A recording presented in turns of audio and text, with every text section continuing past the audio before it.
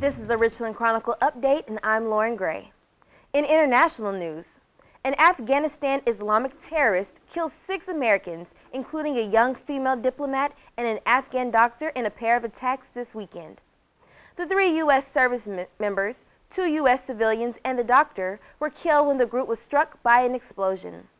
According to the State Department, they were traveling to donate books to students in a school in the South.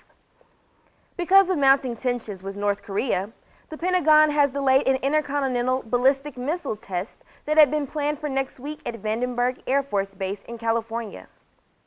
Iran and other world powers Saturday failed to break the deadlock in the crisis over Tehran's nuclear drive. Catherine Ashton, the European Union foreign policy chief, stated that the positions were still far apart. The sermon at Saddleback Church in Los Angeles was surviving tough times. Pastor Rick Warren planned it before his youngest son committed suicide on Friday. 27-year-old Matthew Warren has struggled with depression and mental illness. Former South African President Nelson Mandela has been discharged after spending 9 days in a Pretoria hospital recovering from pneumonia. The former president will now receive home-based high care. Everyone is a winner at game night at Richland. Betsy Aquino reports. Challenge accepted. It's game night at Richland Community College, hosted by FEE, and it stands for Future Extreme Engineers. What we do is just help any engineering majors. And that's exactly why FEE has decided to organize game night. We are holding a fundraiser. We were selling tickets, $5 admission tickets. We're mostly raising money for either future cost of meetings that may occur, or we are planning to set up a scholarship fund to maybe by next year have some scholarships to give out to some of our hardworking members. Of course, game night doesn't just include one kind of game. There are a variety you can choose from. We have a ping pong table. We actually have guys playing ping pong right now. We have a video game table set up so people can play video games. We have cards, chess, and just here having fun. For some, it has another benefit as well. It's a social event, so get to know other people.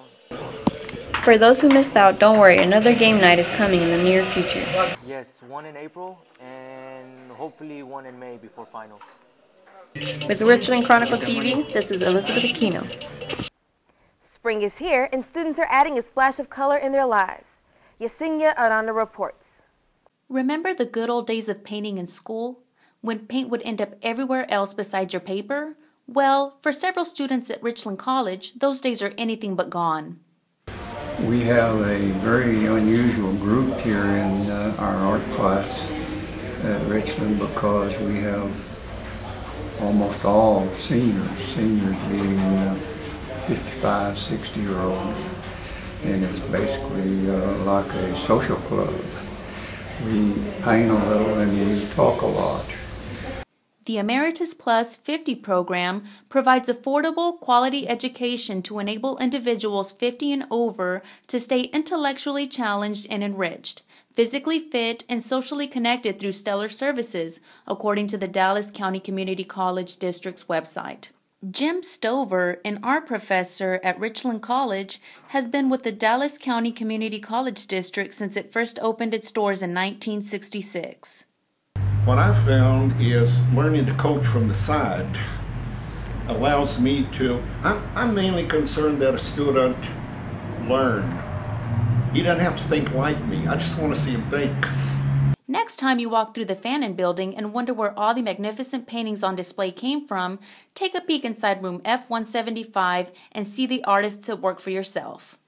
This is Yesenia Aranda with Chronicle TV News.